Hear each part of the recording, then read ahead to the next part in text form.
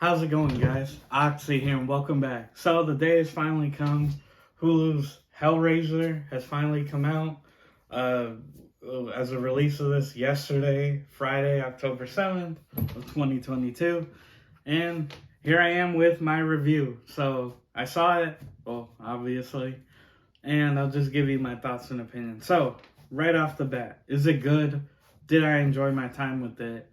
Surprisingly, yes. Admittedly, I had low expectations going in. Again, as a franchise, Hellraiser is not great. Clive Barker, right, the original author, director, was only involved in the first four. And really, one and two that's about it. For most people, it's only the first movie. Three kind of makes Pinhead and the Cenobites more slashers at that point, and four is like in space or something. I haven't seen. I've only seen the first one and this reboot, so I can't touch much on them. But the general consensus I see online and that sort of thing is that one and two, that's really it. And yeah, there's been like 10 movies. This is the 11th one, the Hulu one. And yeah, they're not great. It's similar to the Halloween franchise where, they're pretty bad. But despite that, I had a great time with this film.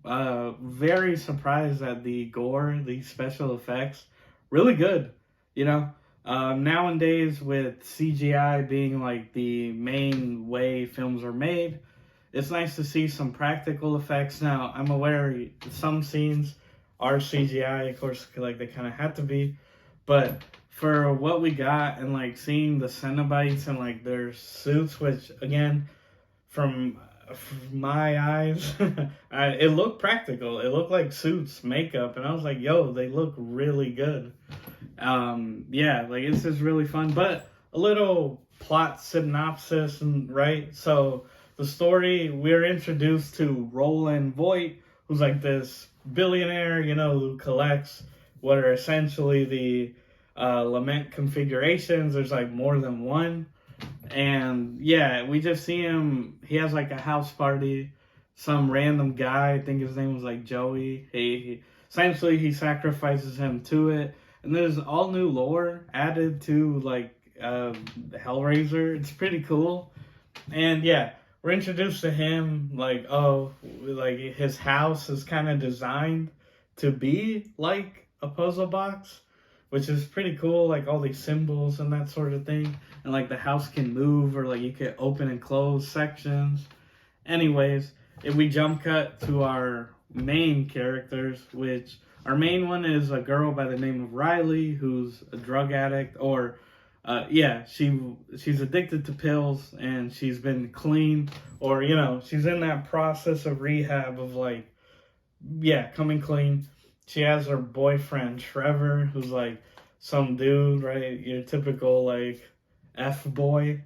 And then you have Matt, her brother, Matt's boyfriend Colin, and Nora, who's a roommate. So all those four except the Trevor guy live together.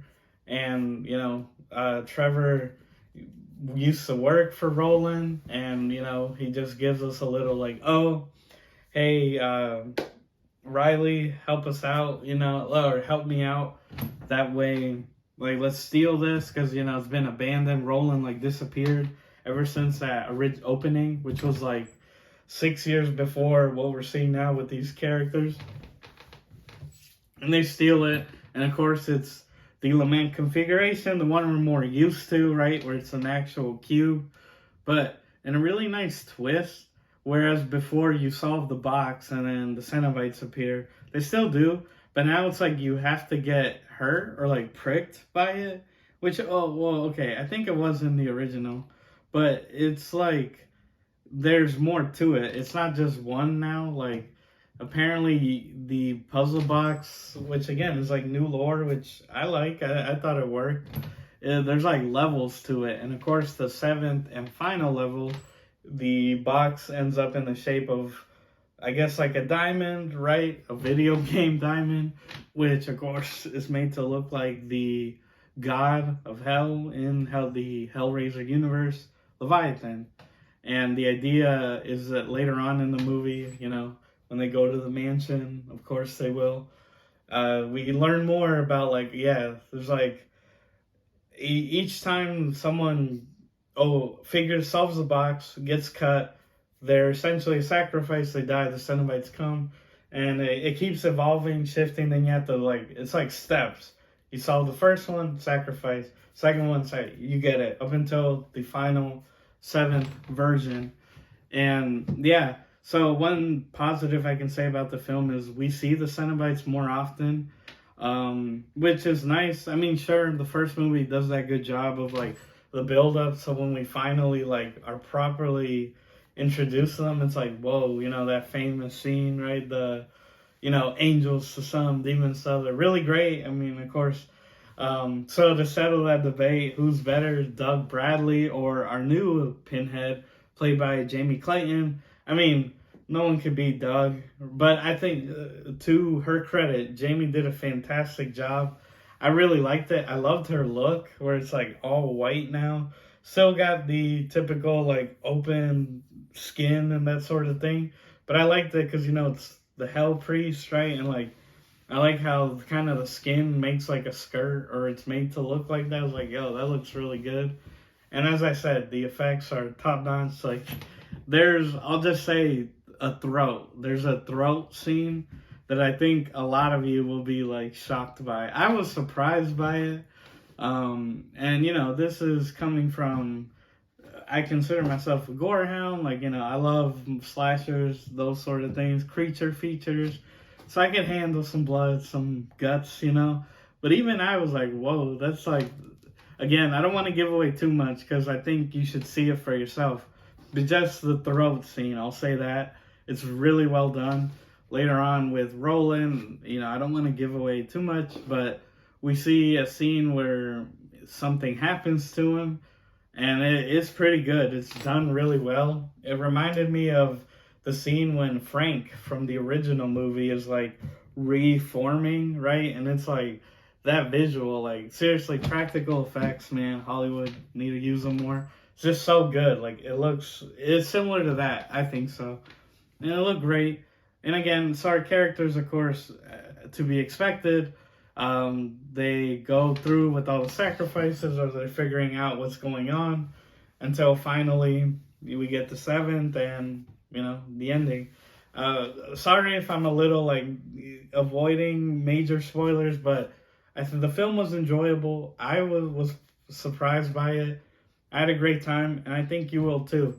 Again, so if I ranked it in the whole franchise, I'd probably put it at like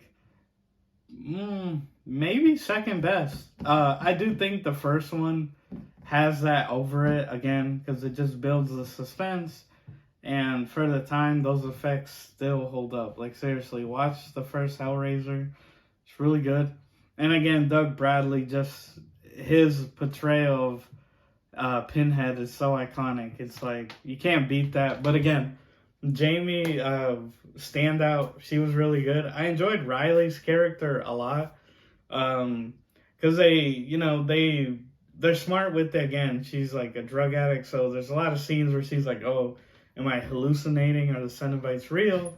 And they play with that. And what I can give like a positive is that so we are introduced to that hey, she's a pillhead, but it's not forgotten about because in a lot of movies they introduce something and just never bring it up again. Even later on in the film, there's like a scene where she has pills and they're gonna help someone, and you can see her look at it like these are really strong, kind of like, oh, like I take these, but then she tells Colin to be like, here, hold them, kind of like showing growth as in like I don't need them. And yeah, the film just does a good job at that. Now, being honest, it's pretty straightforward. It's nothing groundbreaking.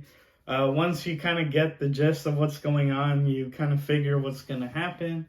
There's like a betrayal, and it's I won't say it's obvious, but it's like you could see it. And then when you find out who it is, then you're like, okay, well, I know what's going to happen to them, and it does.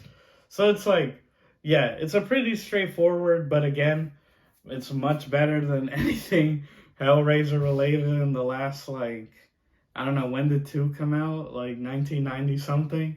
So, yeah, I would definitely put it up there. Now, I can't speak again. I have only seen the first one and this. I know the gist of 2, like I'm aware of scenes and that sort of thing. But yeah, really great Cenobite design. Some of the new ones are awesome. Like they look just gross, and it's like I love that, you know? It's like really good. The gore is great, and yeah, Pinhead's great too. Again, I still prefer Doug Bradley, but not taking anything away from Jamie. Fantastic job, and if they decide to continue with her, you know, Pinhead is in good hands. But if I had to rate it from 1 through 10, I'm going to give Hulu's Hellraiser an 8.5. It was a lot of fun. Again, much better than anything really before it.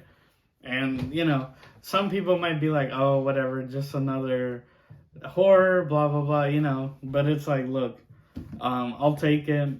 I thought it was great. The characters are thought of well enough, you know.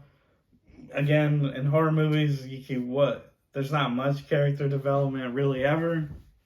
So it's like you work with what you get.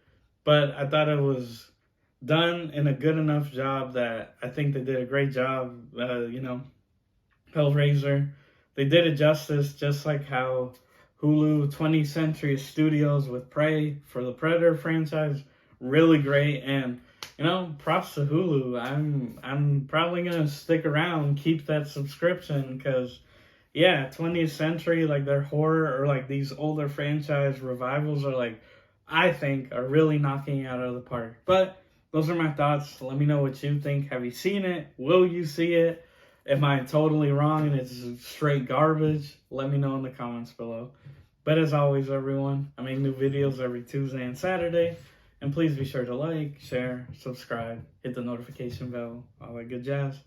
And I've been your host, Oxy. Take care, and I'll see you next time.